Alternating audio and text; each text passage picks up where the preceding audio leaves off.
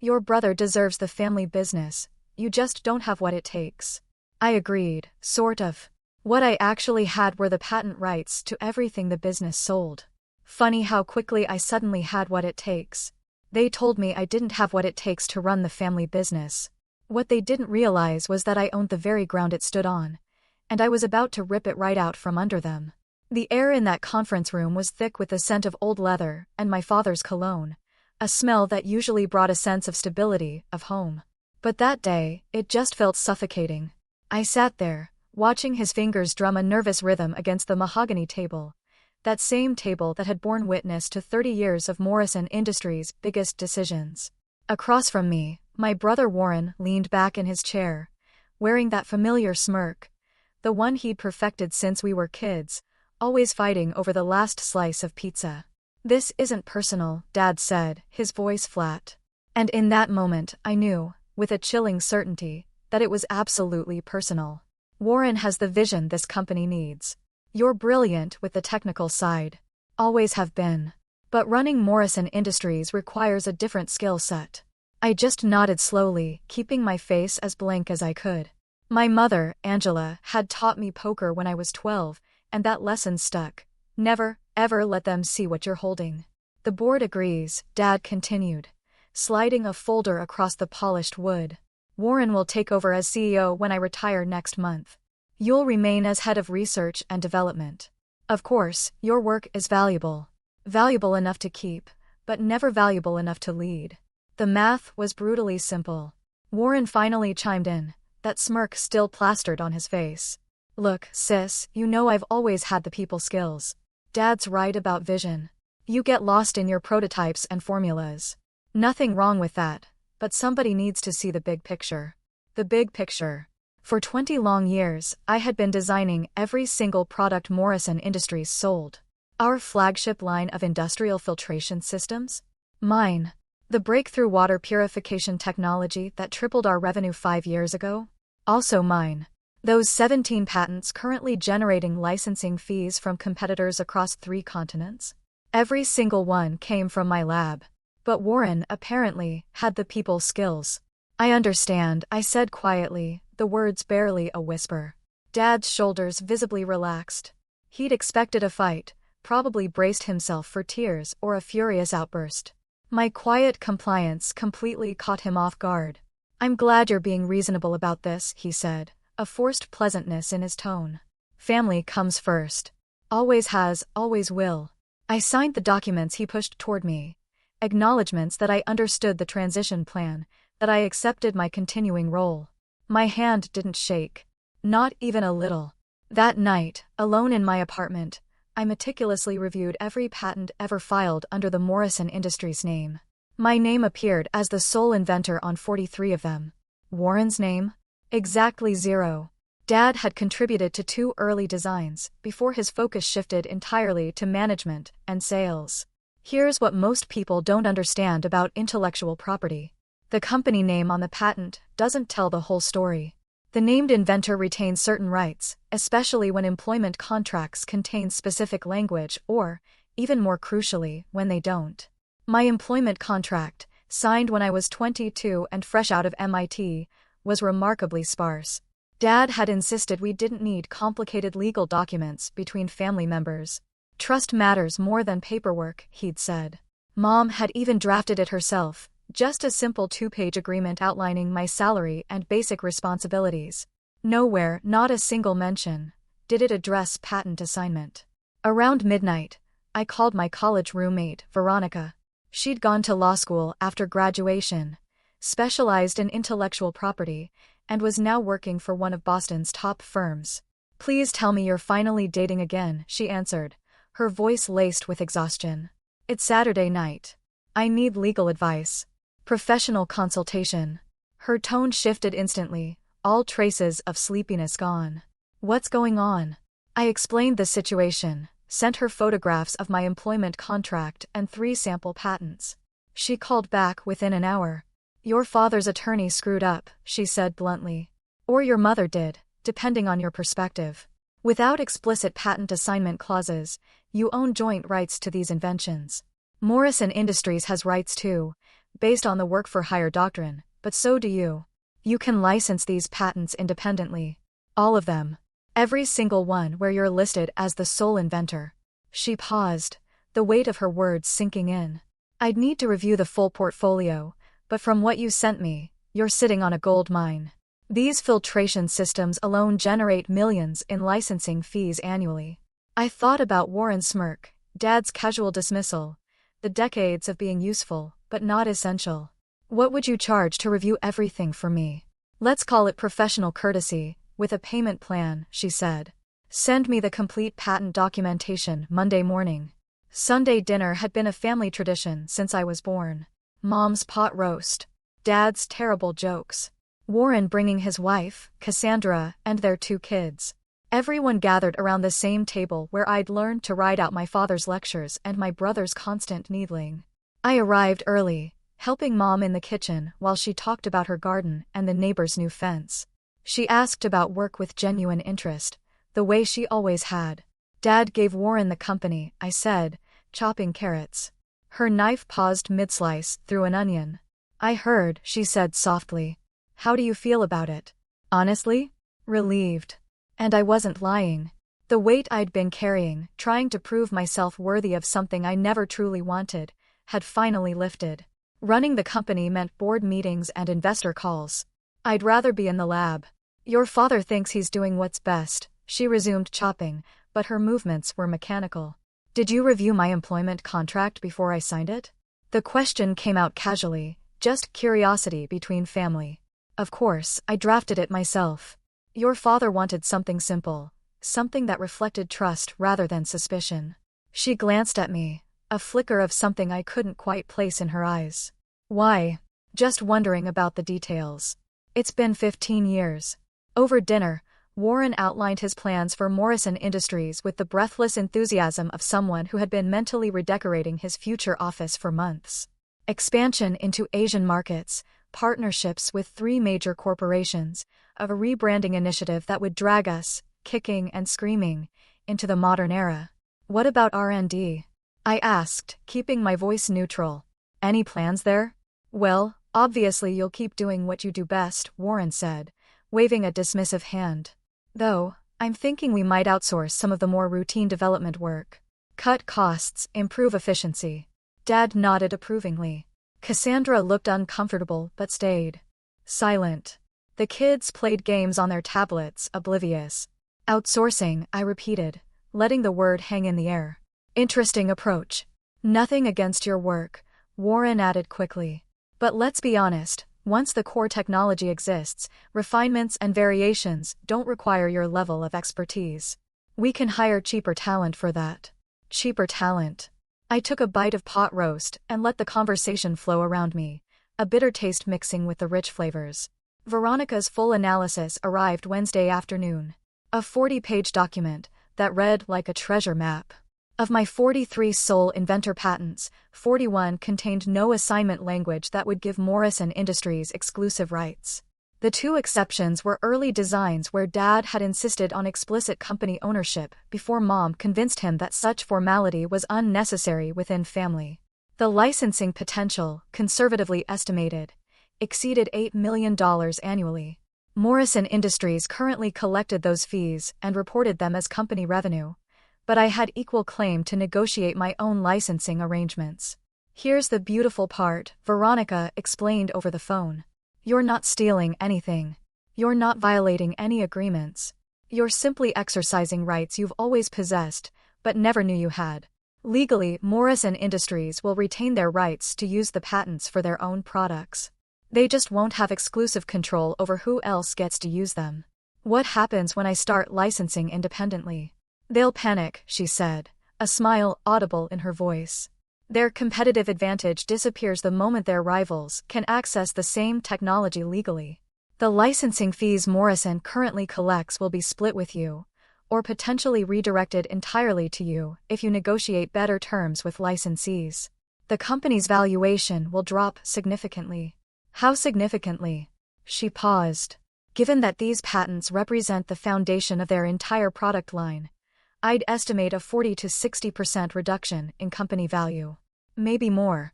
Warren's first day as CEO was scheduled for the first Monday in October. I waited until the preceding Friday afternoon to file the first licensing agreement.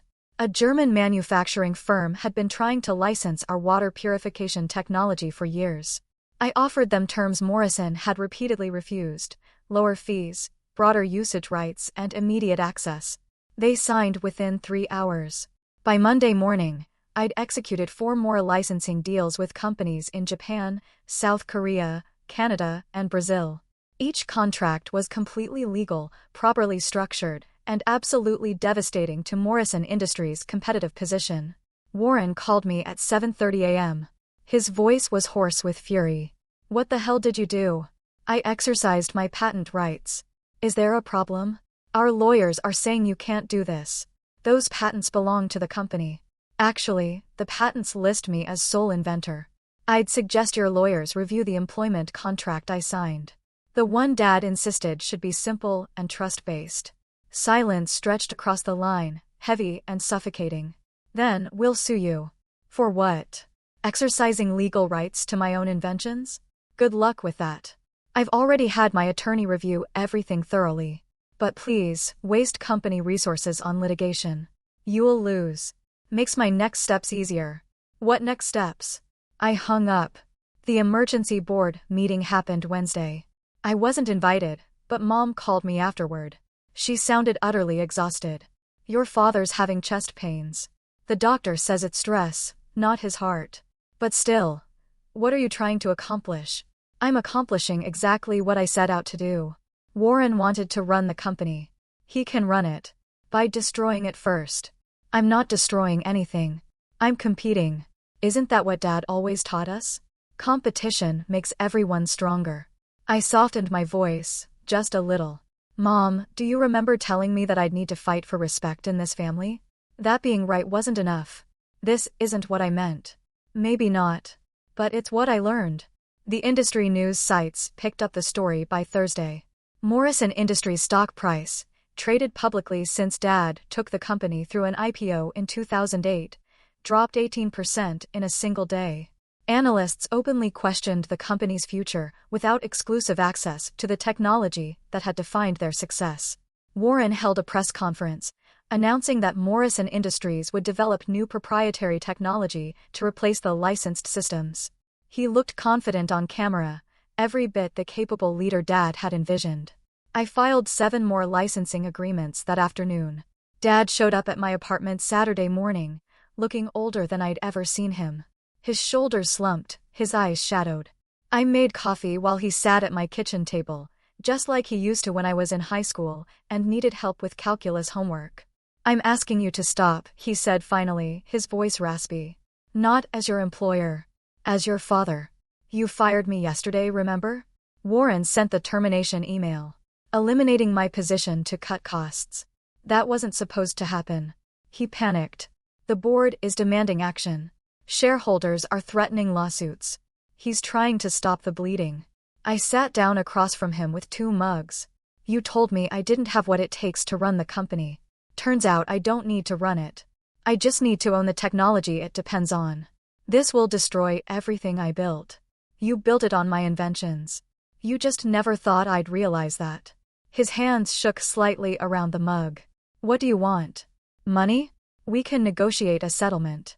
Bring you back at a higher salary, different title. Whatever makes this right." "I don't want to come back. I've already accepted a position at Brennan Technologies.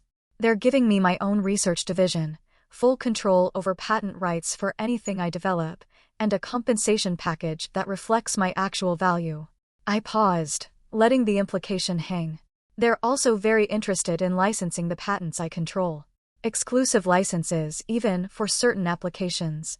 That would shut us out completely." "Yes, it would." Dad's face went through several expressions, landing somewhere between fury and a dawning, terrible inspiration. "Your brother has a family. Cassandra just quit her job. The kids are in private school. If the company collapses, then Warren will need to find employment elsewhere, just like I did. I hear there's demand for people with vision and people skills." "You're being cruel." "I'm being rational. Business isn't personal, remember? That's what you always said." He left without finishing his coffee. Mom called that evening, crying, begging me to reconsider. I listened until she ran out of words, then gently ended the call. The counteroffer arrived via Morrison Industries' legal team on Tuesday. $7 million for exclusive rights to all patents I controlled, plus a consulting agreement worth $200,000 annually for the next 10 years. It was a substantial offer, the kind that would secure my financial future permanently. I declined within an hour.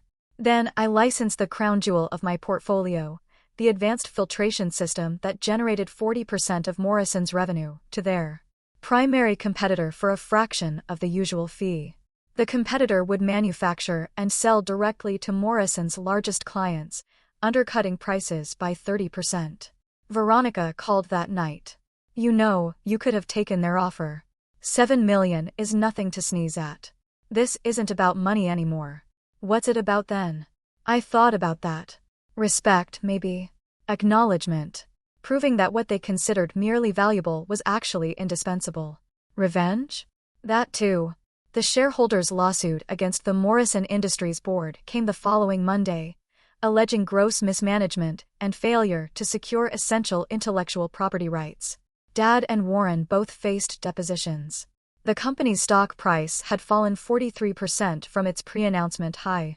Warren's deposition transcript arrived through Veronica's connections. Reading it felt like watching someone drown in real time. He tried to claim oversight of my technical work, suggesting he'd contributed strategic direction to the patents. The opposing counsel had been merciless. Mr. Morrison, can you explain the chemical process underlying patent US 10,234,567? I didn't personally develop the formulas, but I understood the business applications. So you cannot explain the technology you claim to have overseen? My role was management level. The technical details were handled by my sister. The sister whose employment contract contained no patent assignment provisions? The questions continued for 6 brutal hours. Warren had no answers that didn't make the board's negligence even more obvious. Dad's deposition had gone similarly, filled with assumptions about family loyalty and trust that sounded naive and foolish when spoken aloud in a legal proceeding. My own deposition came 2 weeks later. I prepared extensively with Veronica, anticipating every angle Morrison's attorneys might pursue. They tried to argue implied patent assignment, that family employment created different expectations than standard corporate relationships. Did your father ever explicitly state that patents developed during your employment belonged to Morrison Industries? Their lead attorney asked, his voice sharp. Never in writing. Verbally, he expressed pride in our technology, but ownership was never discussed with legal specificity. You knew these patents were valuable to the company. Of course. That's why I expected fair compensation and recognition for creating them. Neither materialized in meaningful ways. So, this is retaliation for perceived slights. This is exercising legal rights I possessed since the patents were filed. If Morrison Industries structured employment agreements that failed to secure those rights, that represents their error, not my misconduct. The attorney shifted tactics repeatedly, trying to paint me as vindictive or ungrateful. Each attempt failed against the documented reality. I'd done exactly what my contract permitted, nothing more, nothing less. After the deposition, Veronica and I grabbed coffee at a shop near her office. She looked satisfied in the way lawyers do when proceedings go exactly as planned. You were perfect in there, she said. Cold, factual, unshakable. They have nothing. How bad is it for them? The shareholders will likely win their suit. The board failed in their fiduciary duty by not securing patent rights from a key employee. That's textbook mismanagement. Your father and Warren might face personal liability. The thought should have brought a surge of satisfaction. Instead, I felt hollow. Personal liability means what, exactly? Potentially significant financial damages. If the shareholders can prove the board's negligence directly caused the company's devaluation, individual board members could be on the hook for millions. Dad had retirement savings, investments, the house he'd lived in for 30 years. Warren had already lost so much. The prospect of financial ruin added to their other losses felt excessive, even to me. Could I do anything to mitigate that? I asked. Veronica studied me carefully. You could offer testimony supporting the board's decision, argue that the patent situation was a reasonable oversight given family dynamics. It might reduce damages. Would it help them significantly? Possibly. But why would you? They certainly never helped you. I didn't have a good answer. Revenge had seemed so straightforward when it was abstract. When dismantling the company felt like claiming what I deserved. Watching real people face real consequences complicated the emotional calculus.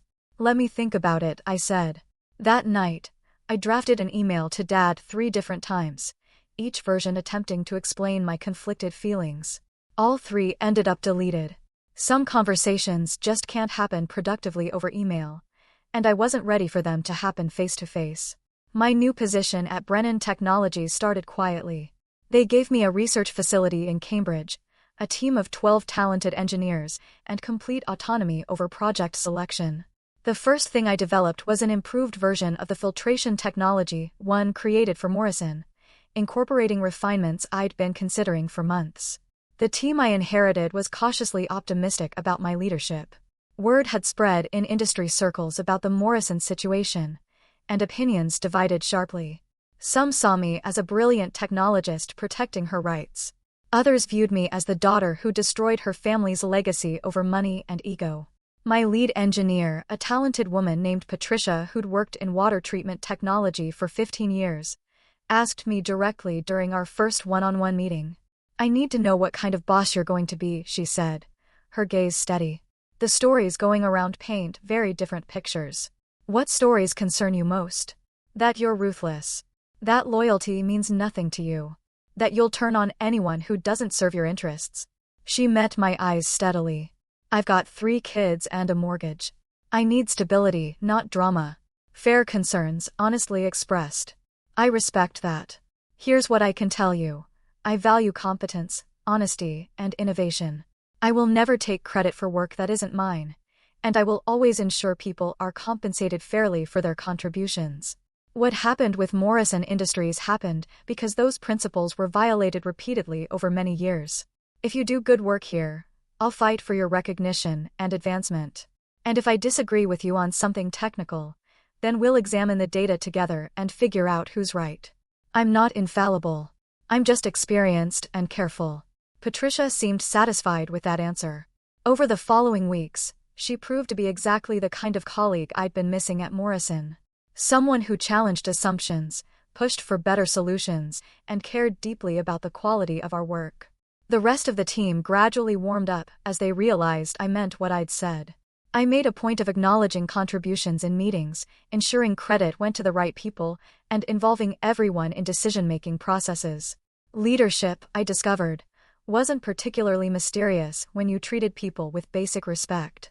We made significant progress on the improved filtration system by mid-November.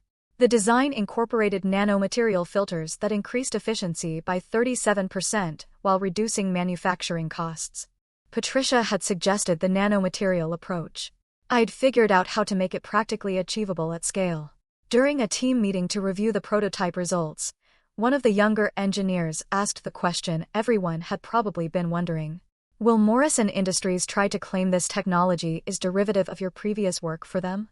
"They might try," I said. "But this uses completely different materials and processes. The underlying principles are similar because physics doesn't change, but the implementation is entirely novel. Our patent attorneys have already reviewed everything for potential conflicts." Still must be weird, competing against your own family. It was weird working for family who didn't value my contributions. "This is just business."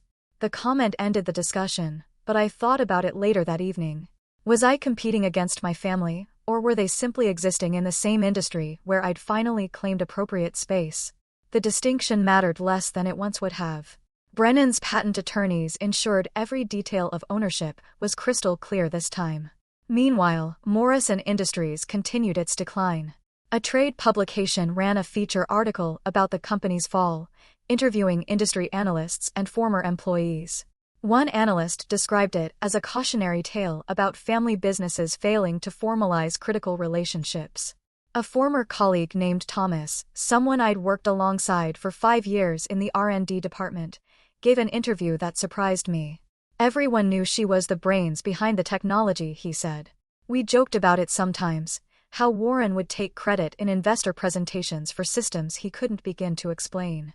Management treated her like a particularly useful piece of equipment. They genuinely seemed shocked when the equipment decided it had rights. The article quoted Warren's response: "Family businesses operate on trust and shared vision. When someone prioritizes personal gain over collective success, everyone suffers." Personal gain. As if claiming ownership of my own inventions was greed rather than basic fairness. I sent Thomas a thank you email for his honest comments. He responded immediately, "Just telling the truth. Most of us in R&D thought you got screwed long before this blew up. For what it's worth, I'm glad you landed on your feet." His message reminded me that not everyone at Morrison had been complicit in my marginalization. The engineers and technicians I'd worked with directly had generally respected my expertise. The problem had always been higher up, in a leadership that valued pedigree over performance. By November, Morrison Industries had laid off 30% of their workforce.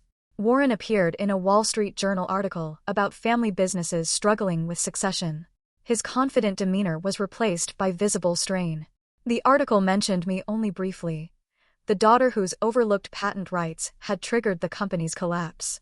Cassandra filed for divorce in December. Mom mentioned it during one of our occasional phone conversations, her voice carefully neutral. "Warren's moved back home," she said. "Until he gets back on his feet." "How's Dad handling it?" "He's aging fast. The stress has been significant. He barely goes into the office anymore." A pause stretched between us, filled with things neither of us knew how to say. "Cassandra's attorney is going after everything," Mom continued. "The house, Warren's retirement accounts, even claiming he misrepresented his financial stability when they made major purchases last year. She's not being particularly charitable about the situation." "Can you blame her?" I asked, a bitter edge to my voice. "He promised her a CEO lifestyle and delivered unemployment. You sound almost pleased about it." The accusation stung, because it held some truth. "I'm not pleased, but I'm not sympathetic either. Warren made choices. So did Cassandra when she married someone coasting on family connections. Consequences exist.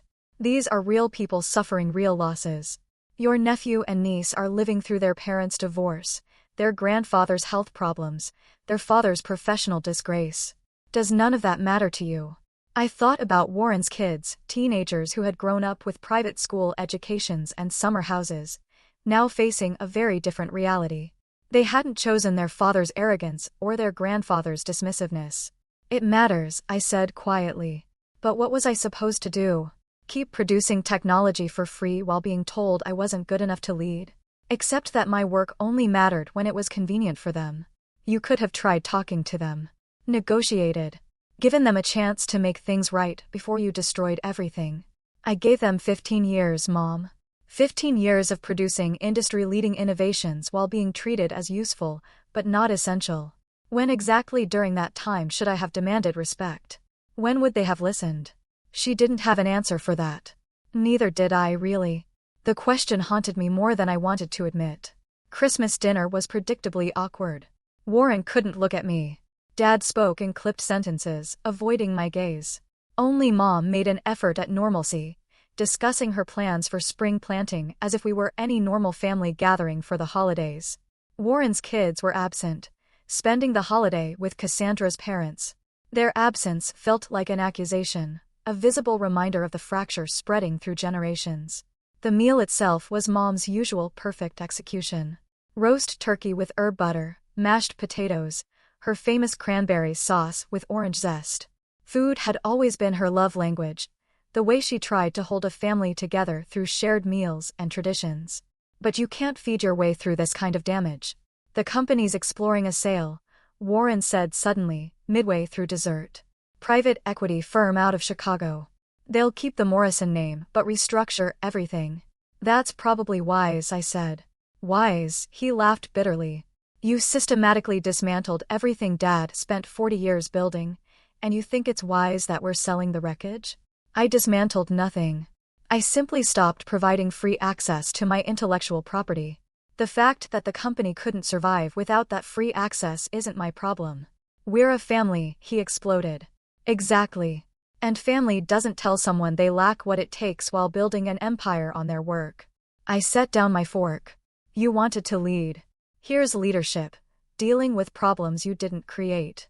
Making decisions without easy answers. Accepting responsibility for outcomes you can't control. How's that going? He left the table. Cassandra's name came up again. The kids, the house he'd have to sell. Dad sat in silence, not defending his son. Not defending himself. Mom walked me to my car afterward. Are you satisfied now? Satisfied isn't the right word. Resolved, maybe. Your father is broken. Warren is broken. The company that was supposed to be your grandfather's legacy is being sold to strangers. Grandpa Morrison died when I was 6. I barely remember him. The legacy everyone keeps talking about was built on technology one created. If it dies because they couldn't value the person creating it, that's not a tragedy. That's justice. She hugged me tightly, and I realized she was the only one who had never dismissed my capabilities, never suggested I was less than my brother. I love you, she said, her voice catching. Even when I don't understand you. I know. The private equity sale went through in February. Morrison Industries became a subsidiary of Consolidated Manufacturing Group. Warren received a modest severance package, and Dad retired with his reputation damaged, but his finances intact. The Morrison name still existed on products, but the family involvement ended. The final sale price was $62 million, a fraction of the company's peak valuation of $230 million, just 6 months earlier. Shareholders took significant losses. The private equity firm had negotiated aggressively. Knowing Morrison's weakened position gave them leverage. I read the announcement in the Wall Street Journal over coffee at my favorite Cambridge cafe. The article included a photo of Dad and Warren at the signing ceremony, both looking exhausted and diminished. Dad's signature on the sale documents represented 40 years of work reduced to a transaction that satisfied nobody. Part of me expected to feel triumphant. Instead, I just felt tired. The barista, a grad student named Kevin Hood who had served me coffee dozens of times, noticed the paper. That's Morrison Industries, right? Weren't you connected to them? My family owned it. Past tense now, apparently. Must be weird seeing that. You okay? His genuine concern caught me off guard. Honestly, I'm not sure. It's complicated. Family stuff usually is. He refilled my coffee without charging. For what it's worth, you seem like you're doing all right for yourself. Sometimes that's enough. Simple wisdom from an unexpected source. Sometimes that's enough. Veronica called later that day with an update on the shareholder lawsuit. They've reached a settlement. Your father and the board will pay out $12 million collectively. Your father's portion is roughly $4 million. $4 million. Not enough to bankrupt him, but enough to seriously impact his retirement. How's he covering it? Combination of insurance, personal assets, and a payment plan. He'll be fine financially, but it's going to hurt. And Warren? His board position was relatively recent, so his exposure is limited. Maybe $500,000. Still significant given his current situation. I thanked her for the information and ended the call. The apartment felt too quiet, suddenly too empty. I'd won every battle, claimed every right, proven every point. The victory tasted like ashes. My work at Brennan Technologies flourished. We developed 3 new patents in my first 6 months, each properly assigned with fair compensation structures. My team respected my expertise because I'd proven it, not because of family connections or assumed authority. One afternoon in late March, Patricia knocked on my office door, holding a printout of test results. Her expression told me the news was good before she even spoke. The nanomaterial filters are exceeding projections by 43%, she said, barely containing her excitement. We're seeing efficiency levels I didn't think were possible with current manufacturing technology. I reviewed the data carefully, checking for errors or anomalies. Everything looked legitimate. This is remarkable work, Patricia. Your nanomaterial suggestion was a key. Your implementation made it possible. We both know these materials have been theoretically viable for years, but nobody figured out how to make them work at scale until you designed this configuration. Then we both deserve credit. I made a note to ensure her name appeared prominently on the patent application. Let's schedule a presentation for the executive team. This could be a major product line. After she left, I sat looking at the test results and feeling something I hadn't experienced much at Morrison. Genuine collaborative pride. We built something together, and everyone involved would receive appropriate recognition. That evening, I got a text from an unknown number. "This is Warren's son, Blake. Got your number from Grandma. Can we talk?" I stared at the message for several minutes before responding. "Of course. Call anytime." He called within 5 minutes, his teenage voice uncertain but determined. "I'm not sure this is appropriate, reaching out like this. Dad doesn't know I'm calling. What's on your mind, Blake?" "I'm trying to understand what happened with the company. Everyone has different versions, and I can't figure out who's telling the truth. Dad says you betrayed the family. Grandma says it's more complicated. Grandpa won't talk about it at all. How do you explain years of accumulated dismissal to a kid who's watching his family implode? What matters most to you about understanding it? I guess I want to know if you're the villain everyone says you are." His bluntness was refreshing. "I'm not a villain, but I'm probably not a hero either. I protected my legal rights after being told I wasn't good enough to lead a company built on technology one created. Your father and grandfather made choices that prioritized family hierarchy over fair recognition. I responded by exercising rights I'd always possessed, but never knew about. So it's about revenge. It started as self-respect. What it became, that's harder to define." I paused, choosing words carefully. "Blake, your father isn't a bad person. Neither is your grandfather. But they operated under assumptions about family and loyalty that didn't account for basic fairness. When those assumptions collided with legal reality, everything fell apart. Dad's really struggling. The divorce, losing his job, living with Grandma and Grandpa again. He talks about you like you're the source of everything wrong in his life. That's easier than accepting responsibility for his own choices." I understand the impulse. We talked for another 20 minutes, Blake asking careful questions about patents and business decisions, me trying to be honest without completely destroying his image of his father. When we finally ended the call, I felt drained but oddly hopeful. Maybe the next generation could learn from their parents' mistakes. Warren sent an email in March. "We should talk." I deleted it without responding. Dad's email came in April. "I'm sorry." 2 words that 15 years ago might have changed everything. I wrote a reply explaining exactly why it was too late, then deleted it. Some conversations don't need to happen. Mom visited my new house in May, admiring the home office where I still sketched designs and ran calculations late into the night. She didn't mention the company or my brother. We talked about her garden, my work, the neighbor's friendly cat who had adopted my porch. "Are you happy?" she asked before leaving. I considered the question honestly. The satisfaction of proving them wrong had faded, replaced by something quieter and more sustainable. Contentment in work I controlled, in recognition I'd earned without qualification. "Yes," I said. "I genuinely am." "Then I suppose it was worth it." "Was it worth it for you, watching the family fracture?" She smiled sadly. "I raised a daughter strong enough to demand respect and smart enough to claim what was rightfully hers. That's worth something, too." After she left, I sat in my office reviewing the latest patent application. Brennan wanted to license it to Morrison's old competitor, the one that had benefited most from my previous licensing arrangements. The irony was notable. I approved the deal. Sometimes people ask if I regret how things unfolded, if I wish I'd handled the situation differently. The question implies there was a version of events where everyone stayed happy, where I could have stood up for myself without consequences rippling through the family structure. That version never existed. My father had made his choice years before the conference room meeting. Every time he praised Warren's potential while treating my achievements as expected output. Warren had made his choice by accepting leadership of a company built on technology he'd never bothered to understand. They both made the choice to see me as valuable but not essential, useful but not worthy of leading. I'd simply held up a mirror. The company survived in diminished form under corporate ownership.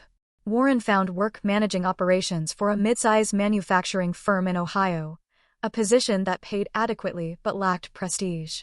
Dad volunteered at a community center and avoided industry events where former colleagues might ask awkward questions. My relationship with them remained distant but cordial. Birthday cards arrived punctually. Holiday dinners happened when I felt inclined to attend. We existed in each other's lives without the illusion of closeness that had masked years of dismissal and undervaluation. Brennan Technologies promoted me to Chief Technology Officer after 18 months. My patents generated revenue streams that funded expansion into 3 new markets. Industry publications ran profiles discussing my innovative work and rapid rise. None of the articles mentioned Morrison Industries. That part of my history had become a footnote, interesting primarily for what came after. I dated a patent attorney named Keith who understood intellectual property law and thought my handling of the Morrison situation was professionally brilliant, if personally complicated. We argued about it sometimes, his idealism clashing with my pragmatism, but the discussion stayed respectful. Life moved forward the way it does when you've burned a bridge and discovered you don't actually need it. The other side remains visible. People you once knew going about their business. But the connection has severed permanently. No tragedy exists in that separation, just acceptance of incompatible values. Warren's younger son called me last month, a teenager now, asking about engineering programs at MIT. I spent an hour on the phone discussing my experiences, offering advice about the application process, promising to write a recommendation letter. Dad says you're really successful now, he said hesitantly. He doesn't talk about what happened with Grandpa's company, but I looked it up online. What did you find? Lots of articles about patent rights and family businesses. Some said you destroyed everything. Others said you protected your intellectual property. I'm not sure what to believe. Both things are true, I told him. Perspective determines which truth matters more. Which one matters to you? I thought about that conference room. My father's dismissal, Warren's smirk. Then I thought about my office at Brennan, the patents bearing my name with proper compensation structures, the respect I'd earned rather than fought for. I protected what was mine. Everything else was their choice. He seemed satisfied with that answer. We talked more about MIT, about research opportunities and internship programs. When we hung up, I realized I felt no anger toward the kid, no resentment about his father or grandfather. That particular fire had burned out, leaving only ashes and the understanding that sometimes, the only way forward requires scorching everything behind you. Veronica called that evening with news of a potential patent infringement case. Some startup had been using technology too similar to my designs, likely assuming they could get away with borrowing concepts from innovations several years old. How do you want to handle it? She asked. Aggressively, I said without hesitation. Document everything, send the cease and desist, prepare for litigation if necessary. You've gotten ruthless. No, I've gotten clear about protecting what I've created. There's a difference. She laughed. If you say so. Maybe ruthless was accurate. Maybe the experience with Morrison Industries had hardened something in me that used to bend. But I'd learned an essential lesson about value and recognition, about waiting for others to acknowledge your worth versus claiming it yourself. Dad had said I didn't have what it takes. He was right in a sense. I didn't have his willingness to value family loyalty over merit, his casual dismissal of contributions that didn't fit his vision for succession. I didn't have Warren's comfort with taking credit for work he didn't do. What I had instead were the patents, the technology, the proven capability to innovate and create value from nothing but knowledge and determination. Turned out, that's exactly what it takes. The sunset through my office window painted the room in shades of amber and gold. I pulled up the latest design specifications, technical drawings for a filtration system that would improve efficiency by 23% over current industry standards. My team would review it tomorrow, offer suggestions, help refine the concept into something remarkable. At Morrison Industries, this work would have been company property by default, my name mentioned in passing if acknowledged at all. Here, proper contracts ensured fair compensation and recognition. The difference between being useful and being valued. My phone buzzed with a text from Keith suggesting dinner. I accepted, saved my work, and locked the office. Tomorrow would bring new challenges, new designs, new opportunities to prove my capabilities. Tonight, I'd enjoy the life I'd built from the wreckage of their expectations. My father had said I lacked what it takes to run the family business. Standing in the ruins of that business, having claimed everything that mattered, I finally understood he'd been measuring the wrong things all along. Leadership wasn't about vision, or people skills, or family loyalty. Those mattered, certainly, but they meant nothing without the foundation they'd been taking for granted. I was the foundation, and when they tried to build without me, everything collapsed exactly as it should have. Funny how quickly I developed what it takes once they bothered to pay attention.